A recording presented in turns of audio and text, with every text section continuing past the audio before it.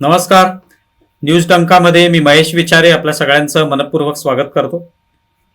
मित्रांनो, सर्वप्रथम आपल्या सगळ्यांना प्रजासत्ताक दिनाच्या खूप खूप शुभेच्छा.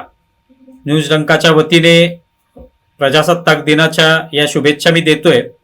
आणि हा जो विषय आहे आजचा, तो या प्रजासत्ताक दिनाला अनुसरूनच आम्ही घेतलेला आहे. आणि थोडासा वेगळा विषय आहे. म्हणजे आम्ही असेही काही व्हिडिओ केलेले आहेत जे तुम्ही पाहिले असतील किंवा पाहणार आहात आजच्या दिवशी, ज्याच्यामध्ये भारतीय म्हणजे एकंदरीत भारताची प्रगती, भारताचं संरक्षण क्षेत्रातलं योगदान जे आहे त्याविषयी आम्ही काही व्हिडिओ बनवलेले आहेत, काही मुलाखती घेतल्यात. आजचा जो विषय आहे हा थोडासा अध्यात्माशी सुद्धा जोडलेला आहे. आणि तो याचं कारण म्हणजे प्रजासत्ताक दिन असो किंवा स्वातंत्र्य दिन असो, हे दोन्ही दिवस जसे आपल्या सगळ्यांनाच प्रिय असतात, तसेच लहान मुलांमध्ये सुद्धा एक त्याच्यातून प्रेरणा प्राप्त होत असते. मुलांना सुद्धा देशाविषयी एक आपुलकी वाटते. आणि त्या दृष्टीने त्या दिवशी सगळी लहान मुलं, म्हणजे अगदी लहान थोर सगळेच एकत्र येतात आणि हा दिवस साजरा करत असतात. आणि तशा उद्देशाने चौल येथील म्हणजे आंबेपूर मधलं चौल जे ठिकाण आहे त्या ठिकाणी जय गिरणारी शिवदत्त मंदिर ट्रस्ट या माध्यमातून अनेक म्हणजे प्रत्येक महिन्याला यज्ञ याग हे केले जात असतात. तर प्रजासत्ताक दिन किंवा 15 ऑगस्ट स्वातंत्र्य दिन या निमित्ताने सुद्धा याग केले जातात. आणि त्या माध्यमातून कुठेतरी देशासंदर्भामध्ये लोकांच्या मनामध्ये, मुलांच्या मनामध्ये प्रेरणा निर्माण व्हावी, एक भावना जी आहे देशसेवेची भावना ती निर्माण व्हावी, असा प्रयत्न होत असतो. आणि म्हणून आज आपण हा जो काही संवाद करणार आहोत तो त्या अनुषंगानेच आहे की हे नेमके काय प्रयत्न केले जातात या ट्रस्टच्या माध्यमातून. आणि त्यासाठी या ट्रस्टचे अध्यक्ष प्रमोद केणे आज आपल्या सोबत आहेत. त्यांच्याशी आपण संवाद साधूया आणि नेमकी हा सगळा जो उपक्रम आहे त्यांचा याविषयी जाणून घेऊया. प्रमोदजी, आपलं खूप खूप स्वागत आहे न्यूज डंकामध्ये. जय गिरनारी. नमस्कार. जय गिरनारी. नमस्कार. तर ही जी तुमची ट्रस्ट आहे जय गिरनारी शिवदत्त मंदिर ट्रस्ट, या माध्यमातून तुम्ही हे जे काय यज्ञ याग हे करता प्रत्येक महिन्याला, त्याविषयी थोडक्यात सांगा. आणि आपण ह्या मूळ विषयाकडे पण येऊया की ज्याच्यामध्ये तुम्ही भारत माते संदर्भात प्रेरणा देणारे असे याग करता आणि त्याच्यात अनेक लोकांना त्याच्यामध्ये सहभागी करून घेता. हो, आमच्याकडे महाशिवरात्र 2016 या दिवशी मंदिराची स्थापना झाली, प्राण प्रतिष्ठा सोहळा झाला. आणि त्यानंतर दरवर्षी आम्ही यज्ञ करायला सुरुवात केली. यज्ञामध्ये वैयक्तिक संकल्प ठेवलेले नाही, आम्ही देश धर्म आणि संस्कृतीसाठी यज्ञ करतो. आणि बेसिकली या ठिकाणी 2 अतिरुद्र स्वाहाकारही झाली. देशाशी निगडीत स्वातंत्र्य सूर्य, क्रांती सूर्य यज्ञ अशा पद्धतीचे यज्ञ झाले, 51 शक्तीपीठ यज्ञ. आणि त्यामध्ये एक ट्रिमेंडस एनर्जी, बेसिकली मी सायन्सचा स्टुडंट असल्यामुळे ही एनर्जी आपण एवढे यज्ञकर्मासाठी खर्च करतो, मग ही एनर्जी कुठे युटिलाइज होते किंवा त्याचं आपण फक्त पाण्यामध्ये पैसे घालवतो का?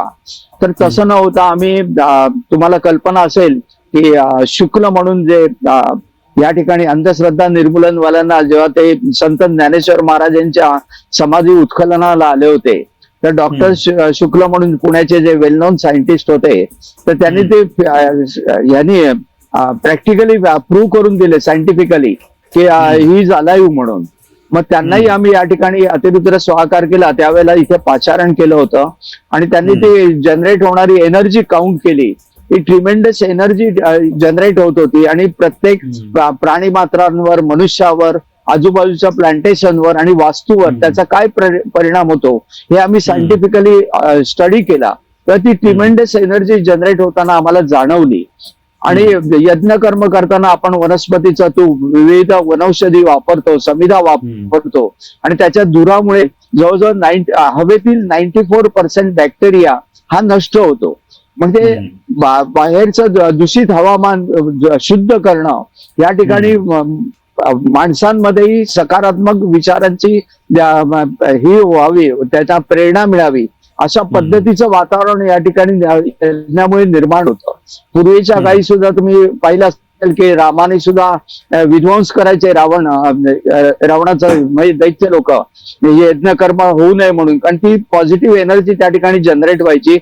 तर त्यांना संरक्षण दिलं, कारण ही पॉझिटिव्ह एनर्जी जनरेट होणं अत्यंत आवश्यक आहे आणि या सध्याच्या कलियुगामध्ये ते अत्यंत आवश्यक आहे. त्याच्यामुळे माणसाच्या मनोवृत्तीमध्ये बरेचसे पॉझिटिव्ह बदल घडतात आणि देशासाठी आपण या ठिकाणी सक्षम राहणं अत्यंत आवश्यक आहे, कारण प्रत्येक क्षण हा आपल्यासाठी अनमोल आहे.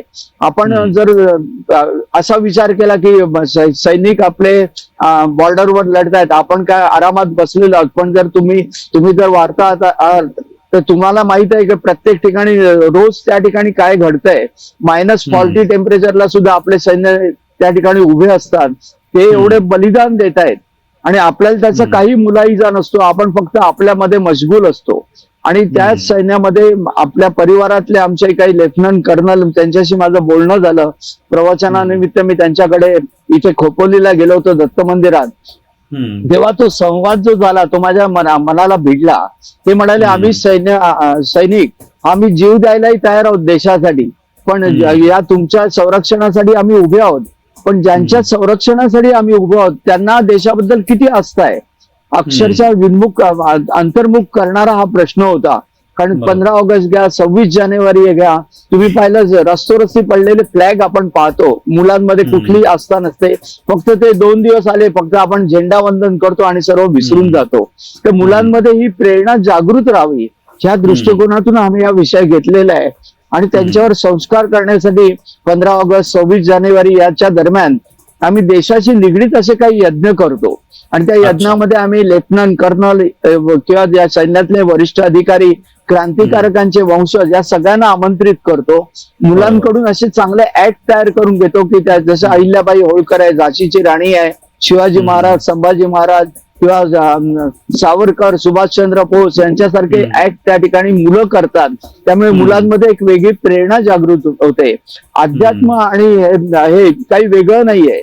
आपण अध्यात्माचा बेस्ट होऊन पुढे गेलं पाहिजे. देशाबद्दल मुलांमध्ये आस्था निर्माण केली पाहिजे, त्यांच्यावर चांगले संस्कार बीजारोपण झालं पाहिजे. या दृष्टिकोनातून आम्ही यत्न करतो. बरोबर. ही जी तुम्ही संकल्पना सांगितली ती अत्यंत चांगली आहेच, पण हे तुमच्या मनामध्ये कधी कल्पना आली, म्हणजे काय नेमकं असं घडलं की ज्या वेळेला तुम्हाला असं वाटलं की अशा पद्धतीने आपण या माध्यमातून सुद्धा मुलांमध्ये किंवा लोकांमध्ये प्रेरणा निर्माण करू शकतो? पण जेव्हा मी सुद्धा दादरलाच राहत होतो तेव्हा बापट सर म्हणून ज्यांच्याशी माझे परिचय होता आणि त्यांनी लहानपणापासून आमच्यावर ते देशभक्तीचं बीजारोपण केलं होतं. लहान असताना आमच्याकडून किल्ले बांधून जे शिवाजीचं वर्णन करून सांगायचे, ते एक कुठेतरी ते बीजारोपण झालं होतं. ती देशभक्ती मनामध्ये रुजली होती आणि जेव्हा मी पाहतो की आपली मुलं काही लक्ष देत नाही, त्यांना देशाबद्दल काय नाही, फक्त धुडगूस घालणं, हे करणं, त्याच्याऐवजी या मुलांना कुठेतरी मोटिवेट केलं पाहिजे.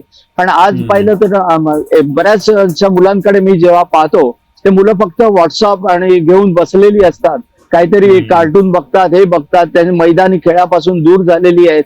जर यदा कदाचित जर शत्रूने आपल्यावर हल्ला केला तर पुढलं जनरेशन त्यासाठी सक्षम नाहीये. मग त्यांना सक्षम केव्हा होतील? जेव्हा ते मैदानी खेळ करतील, व्यायाम करतील, देशाबद्दल त्यांच्या मनात अधिक आस्था निर्माण होईल, तेव्हाच ते देशाचं संरक्षण करू शकतील. अन्यथा हे होणं नाही. शत्रू काही न करता सुद्धा सर्व कॅप्चर करू शकेल. तेव्हा आपल्याकडून जे प्रामाणिक प्रयत्न करायचे ते प्रयत्न करण्याचा मी प्रयत्न करतो या माध्यमातून. त्यासाठी मुलांना सगळ्यांना आम्ही पार्टिसिपेट करतो, त्यांच्यावर संस्कार करण्याचा प्रयत्न करतो. सुहास फडके म्हणून आमच्या परिवारातच आहेत, तर त्यांनी कारगिलवर चांगल्या रीतीने वर्णन करून या ठिकाणी लेक्चर दिलेले आहे. अशी बरीचशी लेक्चर्स या ठिकाणी होतात आणि मुलांमध्ये ती जनजागृती करण्याचा प्रयत्न करतोय, त्यांच्यावर संस्कार बीजारोपण करण्याचा आम्ही प्रयत्न करतोय. आता हे जे तुम्ही यज्ञांबद्दल सांगितलं, तर ते कोणते कोणते यज्ञ करता आणि त्याचं स्वरूप असतं हे सांगा थोडस. आता याच्यामध्ये आध्यात्मिक याच्या दृष्टिकोनातून म्हणजे जसे दत्त महाराजांचं स्थान आहे, शंकराचं स्थान आहे, तर त्याच्याशी निगडीत सुद्धा यज्ञ होतात आणि देशाशी निगडीत सुद्धा आम्ही यज्ञ करतो. आणि देशाशी निगडीत यज्ञ करतो तेव्हा आम्ही अखंड भारत मातेचा या ठिकाणी नकाशा काढतो आणि त्याच्यावर सर्व सप्त नद्या, सप्त पर्वत, कैलास पर्वत, हे सर्व वाहत पाणी, हे सर्व मुलांकडून मी करून घेतो. आणि ते केल्यानंतर मग त्या ठिकाणी वेगळ्या रीतीने, जसं आता आम्ही गेल्या महिन्यातच 51 शक्तिपीठांचा महाशक्ती याग केला होता आणि त्या ठिकाणी 51 शक्तिपीठांचे अक्षांश रेखांशाप्रमाणे जी शक्तिस्थान आहे, जी अखंड भारतामध्ये आहेत, म्हणजे अफगाणिस्तान आहे, पाकिस्तान आहे, बांगलादेश आहे, नेपाळ आहे, सर्वत्र अशी 51 शक्तिपीठांची मांडणी केली आणि वेगळ्या धर्तीचा त्या ठिकाणी यज्ञ साकार केला. तेव्हा आम्ही सगळ्या सैनिकांना या ठिकाणी बोलावून त्यांचा यथोचित सत्कार केला आणि मुख्य म्हणजे सैनिक आपल्यासाठी लढतात हे मुलांमध्ये विचारोपण हो, म्हणून सैनिक हो तुमच्यासाठी या सदराखाली आम्ही यज्ञ केला आणि त्या ठिकाणी जी ट्रिमेंडस एनर्जी जी जनरेट झाली ती आम्ही त्यांना सैनिकांना डोनेट केली, म्हणजे समर्पित केली. तुम्ही म्हणाली कसं समर्पित करणार, ही आपल्या मनाची जी भावना आहे ती जेव्हा आपण चांगल्या विचारांनी प्रेरित होतो आणि भावना जेव्हा समर्पित करतो ती कुठे ना कुठेतरी दैवी शक्ती आहे ती त्यांच्यापर्यंत पोहोचवल्याशिवाय राहत नाही, ही आमची भावना आहे. आणि त्या सैनिकांना बळ मिळावं, त्यांचं आरोग्य सुरक्षित राहावं, त्यांचा जीव सुरक्षित राहावा, या दृष्टिकोनातून आम्ही हा यज्ञ केला होता. हे साधारणपणे म्हणजे त्याचा काय कालावधी असतो, पूर्ण दिवस तो यज्ञ चालतो किंवा किती काळ तो चालतो आणि त्याच्या लोकांकडून कसा प्रतिसाद तुम्हाला मिळतोय किंवा मुलांकडून कसा प्रतिसाद मिळतोय? मुलांकडून आणि लोकांकडून वेगळ्या धर्तीचा आहे, त्यामुळे मुलं अटॅच होतात त्याच्यामध्ये आणि चांगला प्रतिसाद मिळतो. जवळजवळ आम्ही 2 दिवसांचा असा तो कार्यक्रम असतो.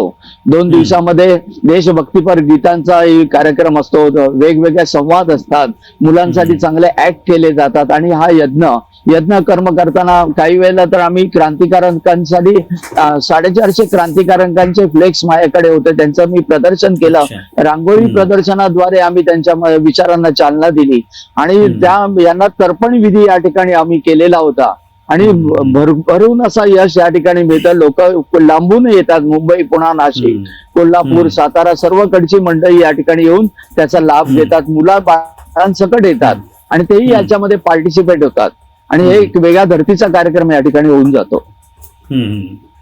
मग आता यासाठी साधारणपणे लोक जेव्हा सगळ्या वेगवेगळ्या भागातले एकत्र येतात तर त्यातले अर्थातच जसं मुलांना लाभ होतोय तसं पालक सुद्धा या सगळ्या याच्यात मुलांना जाणीवपूर्वक या यज्ञामध्ये त्यांनी सहभागी व्हावं किंवा तुमच्या उपक्रमामध्ये सहभागी व्हावं या दृष्टीने पालकांचे सुद्धा एक प्रकारे विचारांमध्ये बदल तुम्ही घडवून आणलेला आहे. त्यांच्याकडून कसा प्रतिसाद मिळतो?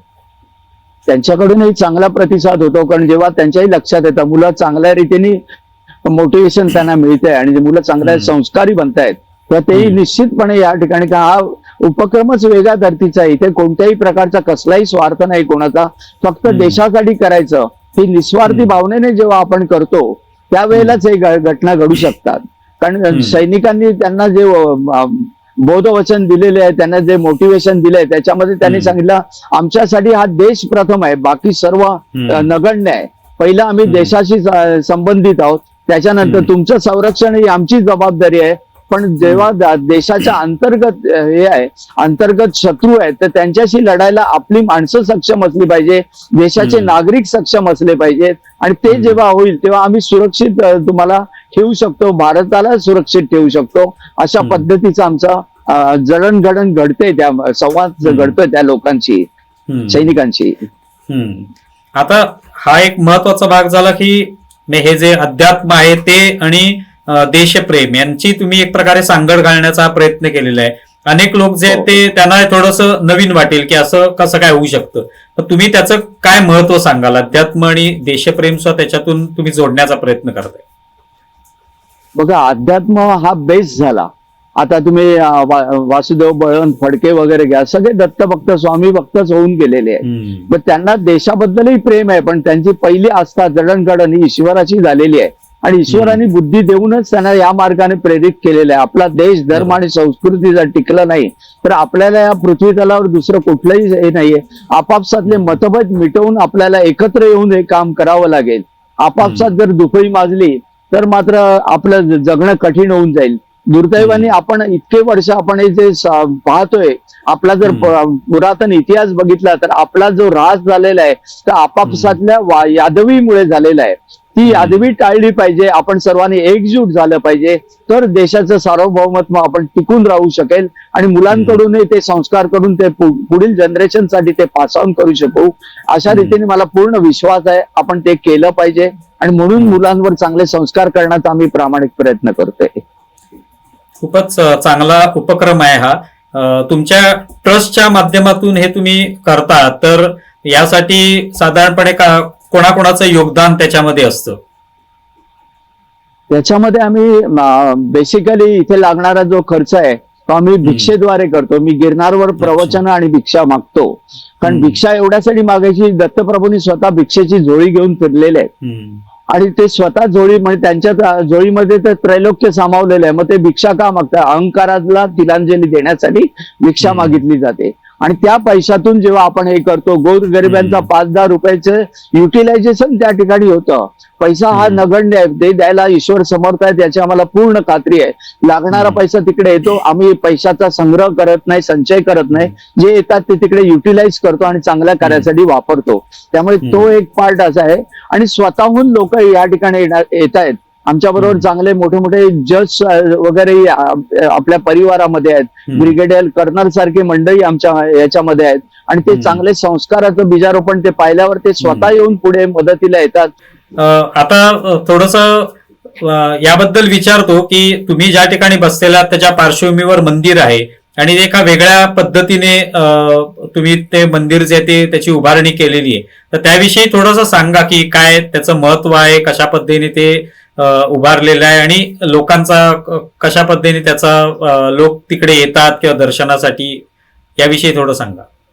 आम्ही जे मंदिर बांधलेलं आहे मी ते दत्तप्रभूंनी सांगितलं इथे वाम मार्गाचा वाईट कर्माचा पैसा घ्यायचा नाही, तर भिक्षेद्वारे मिळणारं धन याद्वारे आम्ही मंदिराची उभारणी केली. आणि जेव्हा मंदिराची उभारणी झाली नंतर आम्ही या ठिकाणी जे कार्य करत गेलो त्याला चांगला अभूतपूर्व असा प्रतिसाद मिळत गेला. मेडिकल कॅम्पला सुद्धा तज्ञ डॉक्टर वगैरे स्वतःहून येऊन सांगतात की आम्ही या ठिकाणी सेवेला येतो आणि या ठिकाणी सेवा देऊन त्याचा गोरगरिबांना उपयोग होतो. हार्ट स्पेशालिस्ट येतात, पेडियाट्रिक येतात, गायनेक येतात, त्याप्रमाणे डोळ्यांचे डॉक्टर्स येतात, फ्री ऑपरेशन, फ्री मेडिसिन्स, अशा पद्धतीने हे कार्य या ठिकाणी चालू असतं. आणि अशा पद्धतीने आम्ही हे कार्य करण्याचा प्रयत्न करतो याच्या माध्यमातून आणि त्याला आम्ही धन्वंतरी याग म्हणतो.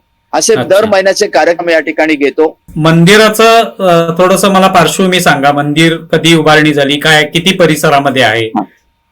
चालेल चालेल. हा, मंदिर महाशिवरात्र 2016 आम्ही या मंदिराची उभारणी केली. आणि याच्या मंदिराची उभारणी करताना संपूर्ण मंदिर हे भिक्षेद्वारे मी उभं केलंय. गिरनारवर प्रवचन आणि भिक्षा मागून हे मंदिर उभं केलंय. इकडे वाम मार्गाचा वाईट कर्माचा पैसा घ्यायचा नाही म्हणून महाराजांचा आदेश होता आणि त्यानुसार हे मंदिराचं शिवलिंगाच्या आकाराचं हे मंदिर आहे. आणि वरती सुद्धा एक शिवलिंग आहे. सो बेसिकली सुरुवातीला आम्ही वरती फक्त दत्त मंदिर उभारणार होतो आणि खाली फक्त गोडाऊन असं त्यांचा कॉन्सेप्ट होता. आणि महाराजांनी सांगितलं ते या ठिकाणी स्लॅब टाकायचा नाही, आयर्न वापरायचं नाही. तर त्या दृष्टिकोनातून आमचा प्रयत्न चालला होता. पहिले आर्किटेक्ट आले, ते म्हणाले नाही, इट इज नॉट पॉसिबल. म्हटलं तुम्हाला शक्य नसेल तुम्ही बाजूला व्हा. मग पुण्याचे स्ट्रक्चरल इंजिनियर आहेत वामन काका कुलकर्णी, त्यांना सांगितलं, ते म्हणाले आपण प्रयत्न करू. आणि आम्ही तिकडे बसलेलं असताना संपूर्ण हे करत असताना त्यांच्याही डोक्यात येईना, पण आम्हाला महाराजांनी बुद्धी दिली की अशा रीतीने करा. पूर्वीच्या काळी जसे तुम्ही किल्ल्यावरची वगैरे जडणघडण पाहिली असेल, अँग्युलर कसे दगड कापून हे करतात, तद्वत या मंदिराची उभारणी केली गेली आणि मंदिर उभारलं गेलं. त्यामुळे बरीच जण विचारतात मंदिराचे आर्किटेक्ट कोण आहेत, तर म्हटलं महाराज आहेत. अशा पद्धतीचं आहे. आणि आतमध्ये जे शिवलिंग दिसतंय ते जबरदस्त मोठं, म्हणजे साधारण 1.5 टन वजनाचं तर नुसतं शिवलिंग आहे. आणि 4.5 फूट हाईट आहे त्याची आणि खालची साळुंकी आहे ती जवळजवळ 4.5 फूट डाया आणि 6.5 फूट लांब आणि जवळजवळ 2.25 फूट अशी उंच, अशा पद्धतीची ती आहे. आता तुम्ही मंदिराचा दरवाजा पाहिला तर अगदी छोटा आहे आणि त्याच्यातून हे जाणं कठीण होतं कारण ते 5 टन वजनाचं होतं आणि ते आत कसं जायचं हेही कळेना. म्हणजे एवढी परिस्थिती आली. लोक काही कारागीर म्हणायला लागले तुम्हाला मंदिराची भिंत तोडायला लागेल, त्याशिवाय ते आत जाणार नाहीत. 3 दिवसांवर प्राण प्रतिष्ठा सोहळा. आणि अशा याच्यामध्ये आम्ही पूर्वीच्या वेळेला कसे, मी बेसिकली केमिकल इंडस्ट्रीमध्ये होतो, त्यामुळे ते रोलर वगैरे वापरून आम्ही विथिन हाफ एन आवर आम्ही ते आतमध्ये ते शिवलिंग ठेवलं. अशा रीतीने ते घटना घडत गेल्या. आणि बऱ्याच काला याच्यामध्ये पैसा हा मेन प्रॉब्लेम होता. 1.5 वर्षात हे मंदिराची उभारणी झाली. पैसे लागतील तेवढे या ठिकाणी मिळत गेले. कोण ना कोणतरी उभे राहायचे. जेव्हा आम्हाला या ठिकाणी या चिऱ्याचे दगड पाहिजे होते, मी गिरनारला जायला निघालो होतो. तो कारागीर म्हणाला की केणे साहेब या ठिकाणी मला 1000 चिरे पाहिजेत, ते मिळाले नाही तर मग आपलं काम बंद पडणार. माझ्या खिशात पैसा नव्हता. मी त्यांना म्हटलं ठीक आहे, महाराजांची इच्छा, आपण करूया काहीतरी सोय. आणि मी मुंबईला गेलो होतो आध्यात्मिक मार्गदर्शन करायला. आपल्या परिवारातली काही मंडळी होती. तर जेव्हा त्यांच्याशी मार्गदर्शन केल्यानंतर त्यापैकी एका भगिनीने सांगितलं, त्या बँकेत कार्यरत होत्या, म्हणे काका या ठिकाणी तुम्ही एवढी सेवा करता, आम्हालाही सेवा करायची इच्छा आहे. त्यांना इथे 6000 चिरे पाहिजे होते, 1000 चिरे पाहिजे होते. आणि त्या मला विचारू लागले की म्हणे तुम्ही त्या ठिकाणी कोणती मदत आम्हाला सेवा करायला मिळेल. म्हटलं तिकडे हे लागतात, सिमेंट लागतं, रेती लागते, चिरे लागतात आणि लेबर लागतात. मग त्यांनी नेमकं बोट ठेवलं ते चिऱ्यावर, किती चिरे लागतात. म्हटलं 1000 चिरे. किती कॉस्ट होते. म्हटलं 6 लाख रुपये. मग तुम्ही उद्या कुठे आहात. म्हणजे मी चाललो आता गिरनारला. येणार केव्हा. 3 दिवसांनी. तुम्ही 3 दिवसांनी या, तुमचे पैसे तयार आहेत. म्हणजे आपण करतो हा भावच नसावा, केवळ महाराजच करून घेतात याची आम्हाला पूर्ण खात्री पटलेली आहे. त्यामुळे जे काही करता करविता तो आहे. त्यामुळे त्या प्रकारे आम्ही या ठिकाणी कार्य चाललेले आहे. मग आता इथे कोणत्या कोणत्या प्रकारचे उत्सव साजरे होतात प्रतिवर्षी. या ठिकाणी प्रतिवर्षी आम्ही 31 डिसेंबर असतो. त्यावेळेला बऱ्याच वेळेला काय होतं की आपण धुडगूस घातला जातो. तर आम्ही या ठिकाणी असे वेगळे कॉन्सेप्ट केलेले होते की या ठिकाणी वेगवेगळ्या प्रकारचे ऍक्ट ठेवले होते. आणि रात्री रामनामाच्या गजरामध्ये 12 वाजता आम्ही त्याचा उत्सव साजरा करतो. आणि त्यासाठी मुलांकडून आम्ही वेगवेगळे ऍक्ट करून घेतले. आणि आपल्या परिवारात जे जज वगैरे आहेत त्यांच्यातर्फे त्यांना पारितोषिक वितरण सुद्धा हे केलं होतं. इस्रायल हमास युद्ध, नंतर हे चांद्रयान, सूर्ययान यासारखे तिकडे ऍक्ट केले होते. लाईव्ह होतं सर्व. आणि मुलांच्या कलागुणांनाही त्यामुळे हे मिळालं, चालना मिळाली. आणि ते याच्यामध्ये आनंदाने सहभागी होतात. खूप खूप धन्यवाद. तुम्ही ही सगळी माहिती दिलीत आणि एक वेगळाच उपक्रम तुम्ही राबवतात तुमच्या ट्रस्टच्या माध्यमातून. खूप खूप आभारी आहोत. या निमित्ताने तुमच्याशी हा संवाद साधता आला. नमस्कार. जय गिरनार. जय गिरनार. नमस्कार.